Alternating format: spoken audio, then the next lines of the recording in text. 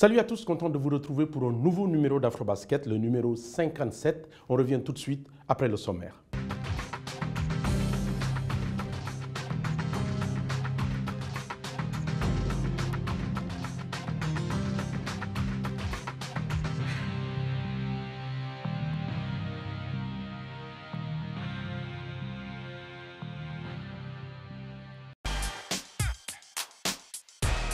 Et nous ouvrons ce numéro avec l'Angola et l'Interclub, une formation qui domine le basketball africain féminin. Quel est le secret de ce club qui vient d'être couronné champion d'Angola?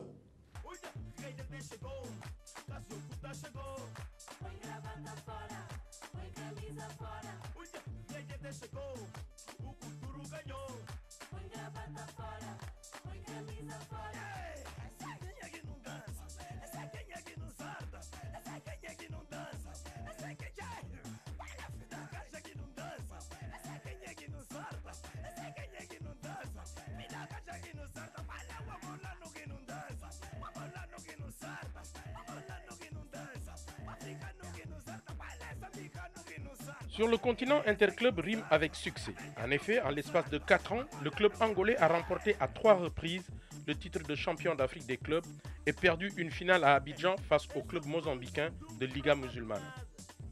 Mais des 3 victoires finales, celle de 2013 semble être la plus aboutie, car pour la première fois, la finale opposait 2 clubs angolais rivaux, le Primeiro de Agosto et les filles du coach Paquete. Très important le match d'aujourd'hui. L'équipe a compris l'objectif de ce match.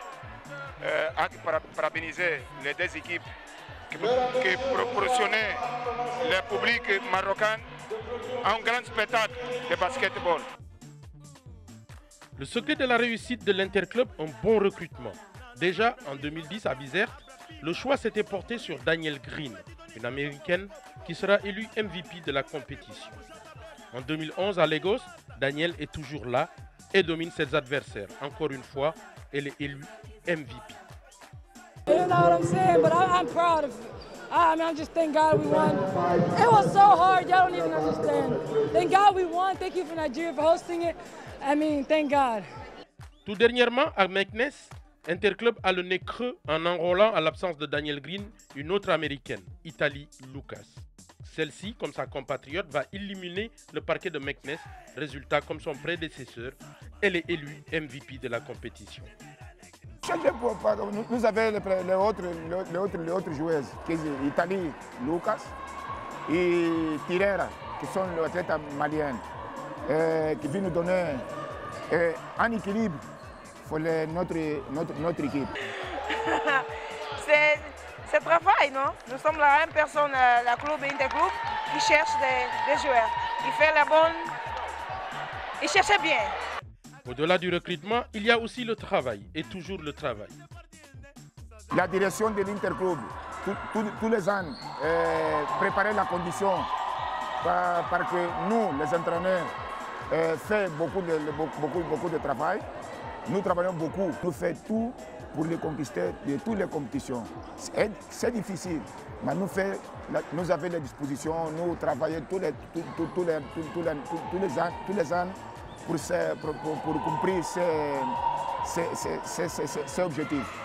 Sacré encore une fois championne d'Angola que nous réserve pour cette année en Tunisie le triple champion d'Afrique, l'Interclub, qui s'est payé le luxe de recruter l'international Clarisse Mpaka. Un autre titre continental, mais cela, seul l'avenir nous le dira.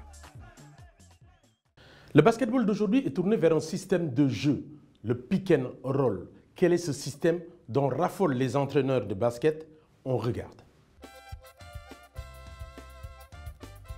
Cet exercice-là avec les 2 meneurs de jeu, 2 ou 3 meneurs et les pivots.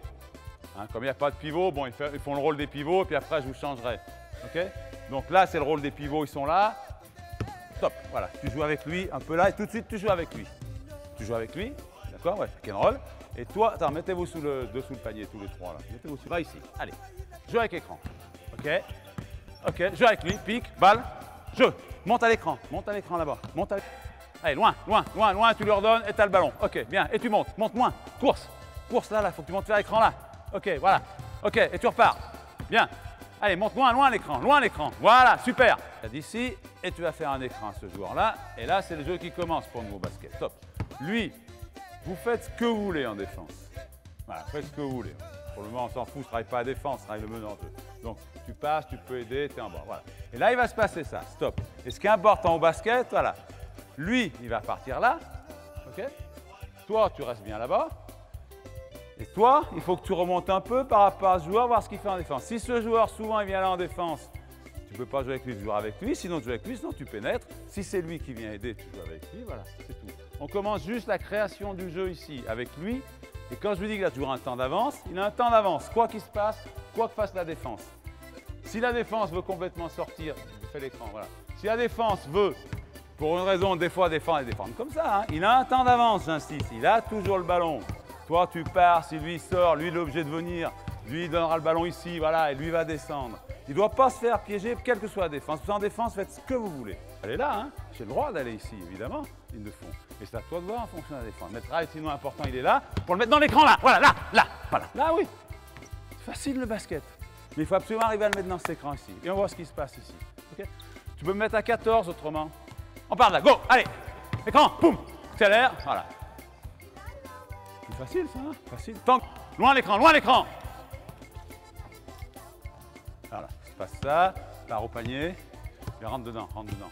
Ce qui se passe actuellement, c'est ça. Rentre, voilà. C'est-à-dire que la défense est là, et lui, ce qui est logique, la plupart du temps, il a tendance à se rapprocher là. C'est pour ça que lui, il a toujours, faut qu'il remonte un peu, et que le meneur de jeu, quand on est ici, là, la plupart du temps, c'est cette passe-là maintenant. C'est cette passe-là, parce que tirer, lui, il peut avoir le ballon, ou deux qui peut repartir en dribble. Mais cette passe-là, elle est très importante. Donne. Okay, cette passe-là, elle est très importante d'aller d'ici là, là, et le ballon là-bas.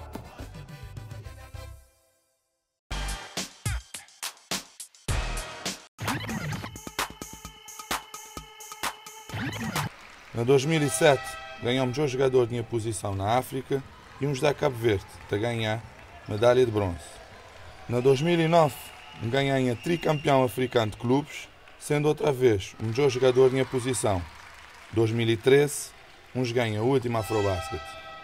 Agora, é minha vez de ajudar próximas gerações a fazer igual ou melhor do que mim.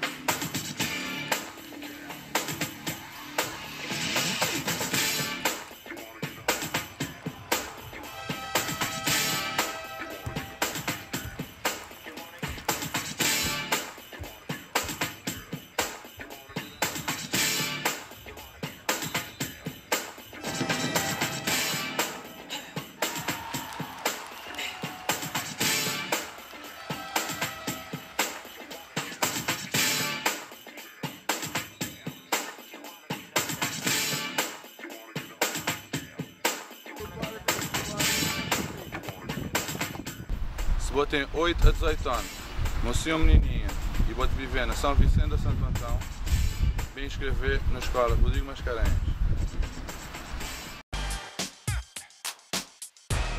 Destination maintenant le Cameroun où le championnat national a démarré. Notre correspondant Dipita Pongo nous fait le point sur les forces en présence. Rendu à la 10e journée, joué le 6 avril 2014, le championnat national de basketball senior messieurs du Cameroun regroupe cette saison 10 clubs. Selon la formule, les équipes s'affrontent en match aller-retour à l'issue desquels le champion du Cameroun sera connu. Les rencontres se jouent dans les différentes régions des équipes engagées. En ce moment, All Star de Bamenda, qui n'en est qu'à sa 2e saison en élite, mène la barque. L'équipe de la région du Nord-Ouest, qui a des ambitions continentales, fait le carton plein avec 10 victoires en 10 matchs.